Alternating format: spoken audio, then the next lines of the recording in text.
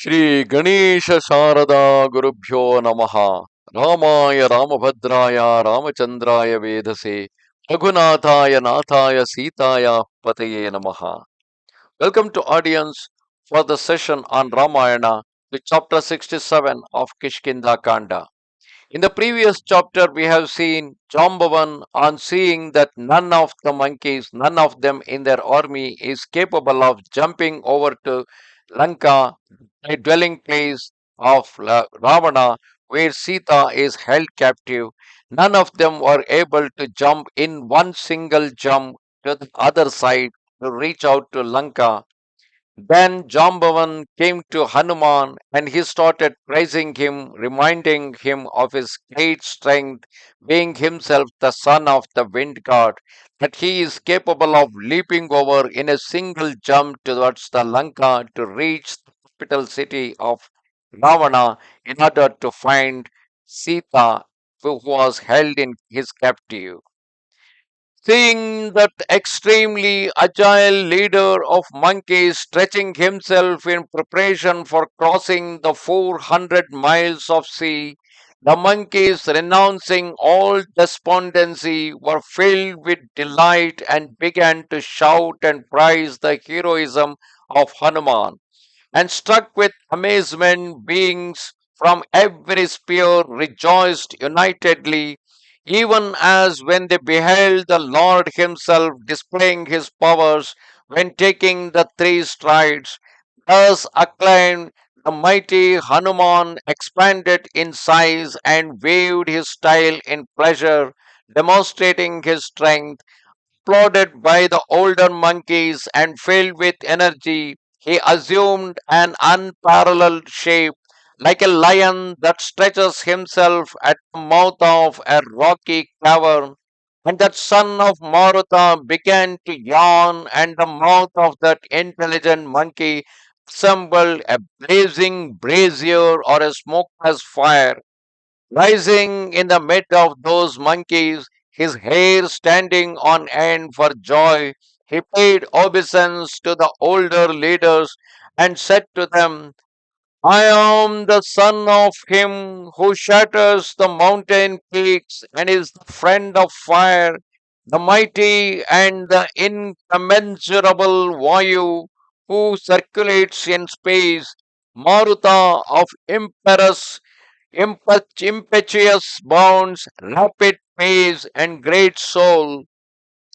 1,000 times am I able without pausing to encircle Meru, that colossus that seems to lick the heavens, with my strong arms churning up the sea. I can inundate the world with its mountains, rivers, and lakes.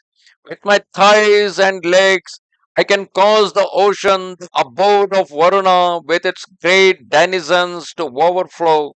I can encircle Vainateya, revered by all, who feeds on serpents 1,000 times while he courses once through the space. In fact, Vainateya Garuda is considered as the fastest among all the winged creatures, all the birds, and Hanuman is claiming that he can encircle him 1,000 times while he is coursing through the space. What is more, I am able to reach the sun which rises in glory, crowned with rays, before it sinks in the west, and return without touching the earth. I can leap beyond the stars and planets, suck up the ocean, and rive the earth. I can shatter the mountain with my bounds, and in the immeasurable energy of my leaping, I can cause the sea to overflow. When I mount into the sky, flowers from countless shrubs and trees will be borne away by me on my aerial course this day, and studded with flowers, my path shall resemble the Milky Way.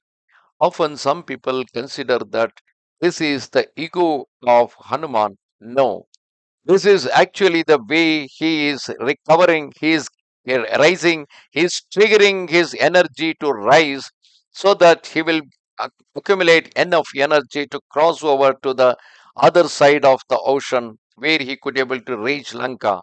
Remember, even psychologically, as defined in the psychology, if someone needs to muster the courage, if someone needs to rise up for a particular activity, first they should start boasting about themselves in a rightful words, and that rise of the ego in the mind will lead to the rise of the strength in the body, and it's a true sense. You can try it out, telling some positive things about yourself.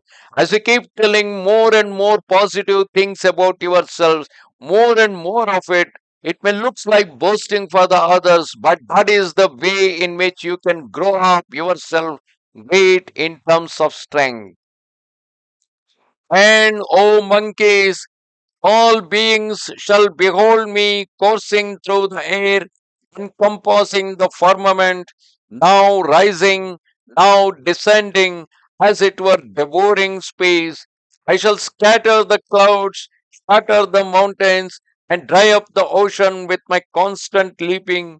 My powers are equal to the eagles or the wind. I know of none that surpasses the king of birds and wind god or myself.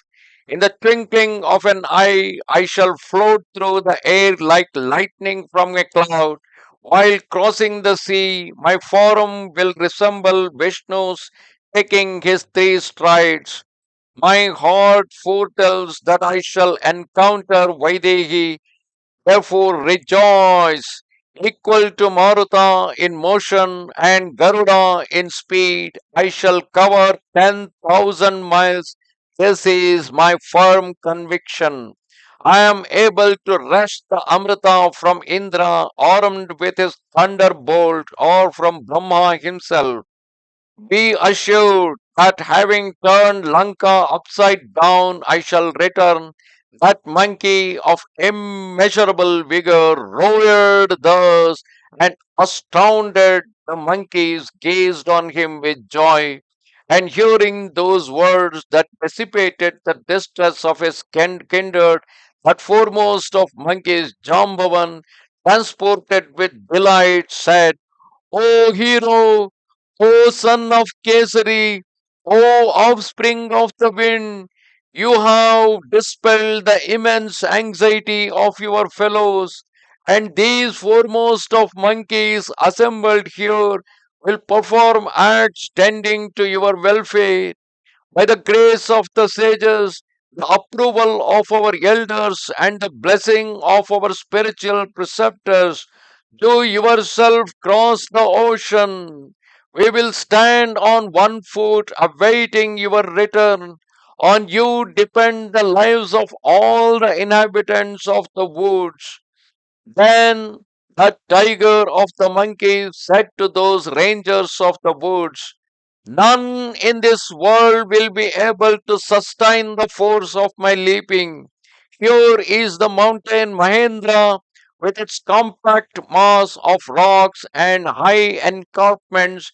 It is from its summit that I shall spring, with its trees of varied fragrance that cover it, and its many crags. It will be able to bear my weight when I prepare to leap over 400 miles. With these words, that monkey, the scourge of his enemies, born of Maruta, whose equal he was, scaled that monarch of mountains, petted with flowers of every kind and grassy swards ranged by deer, containing flowering creepers and trees laden with fruit and blossoms, frequented by lions and tigers and herds of intoxicated elephants maddened with ichor. Their flocks of birds filled and waterfalls crumbled on every side. Ascending that mountain, the foremost of monkeys, equal to Mahendra in power, began to wander from one crest to another, and crushed between the arms of that high souled one. Great mountain emitted a loud clamor like a mighty elephant that has been attacked by a lion, and waters gushed out from the sacred rocks, and deer and elephants were seized with fear, while the giant trees shook. Its spacious plants were deserted by the pairs of Gandharvas engaged in drinking and dalliance. Birds flew away, and the bands of Vidyadharas fled from the high plateaus. Thus, huge serpents hid themselves in terror, and the cliffs and spires broke away, with its serpents hissing, their bodies half issuing from their holes. The mountain shone as if decorated by pennants. The rishis, in fear and agitation, fled from that support of the earth so that it resembled a wayfarer in a vast forest deserted by his companions. And that agile and valiant monkey, endowed with great speed, the destroyer of his enemies, filled with an exalted purpose, had already reached Lanka in his thought.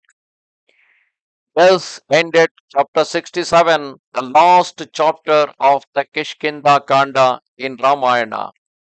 That way, psychologically, Hanuman had already reached Lanka in his abilities, in his thought, and that is again another essential character, another essential quality that is required to psychologically complete the work first in the mind and then in the real act.